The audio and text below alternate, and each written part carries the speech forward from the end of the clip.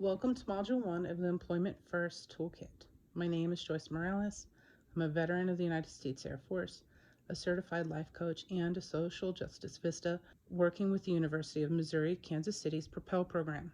In this program, we prepare young adults with intellectual and developmental disabilities for higher education and employment.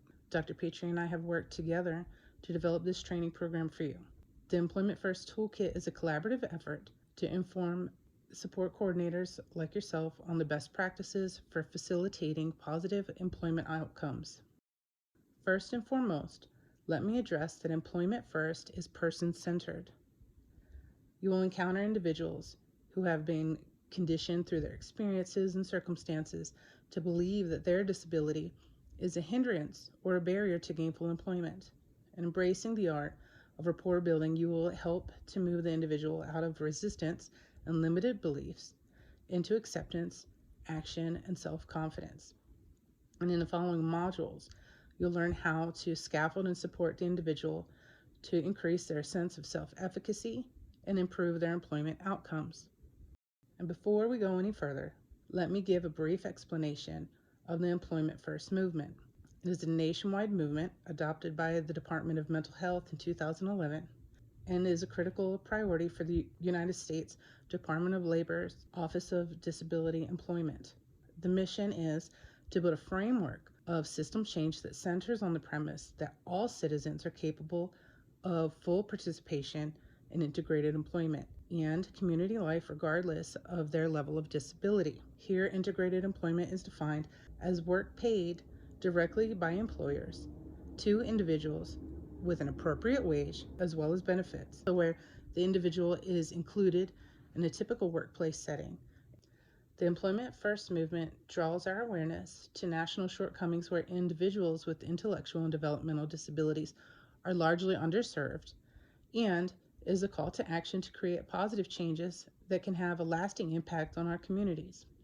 Nationwide, 8 out of 10 individuals with disabilities are unemployed or underemployed. And to combat this, Employment First seeks to help individuals explore their preferences, talents, and skills, as well as investigate a full range of employment options, provide career planning, facilitate support services, and foster the individual's self-determination.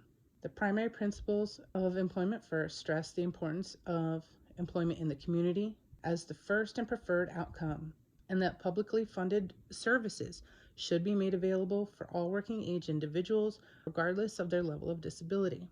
You'll repeatedly run into the following statements. Let's take a moment to build our understanding of what they mean in the scope of Employment First. Employment in the community workforce means working directly for local employers for equal pay, where the individual is included in a workplace and its culture.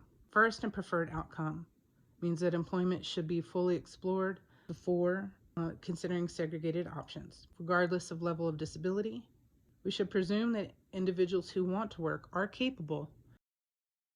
Employment First general principles encourage support coordinators to help individuals explore their preferences, skills, and talents, as well as a full range of their employment options, facilitating informed choices and fostering their self-determination. Career planning is an important part of this process and is included in their individual support plan.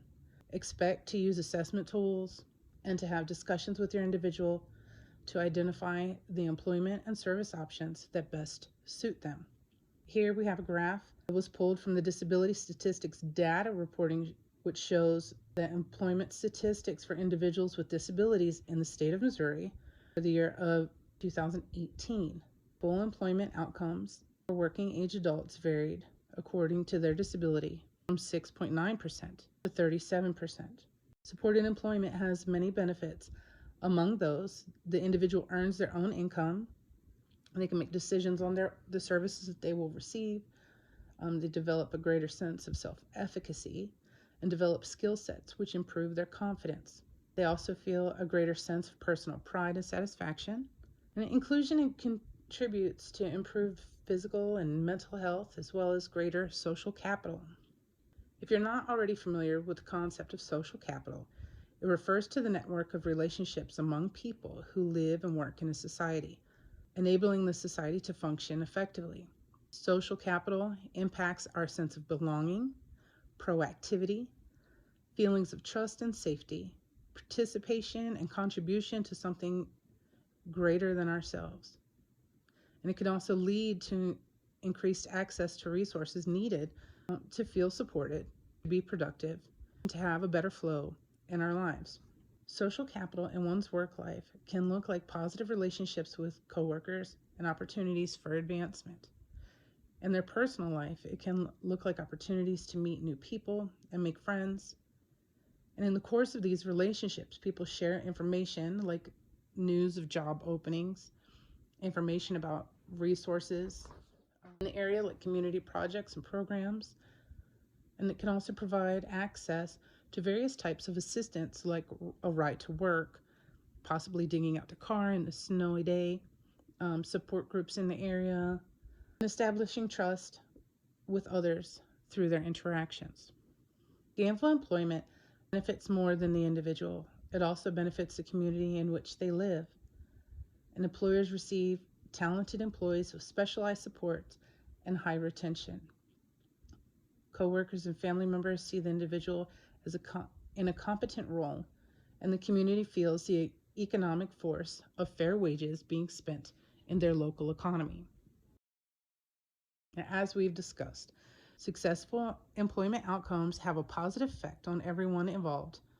So it's important to plant the seeds early in your conversations. And these conversations should include their rights as a job seeker, their fields of interest, the benefits of internships and volunteering, differences between earning a wage and a salary, ways to overcome potential barriers, the importance of goal setting, identifying reliable sources of help, and where they can find information about benefits when they need it. Here's a list of resources. If you would like to read further, you may access the links on the last page of the module's talking points, as well as the PowerPoint presentation. I hope you find the information useful as you continue with this training.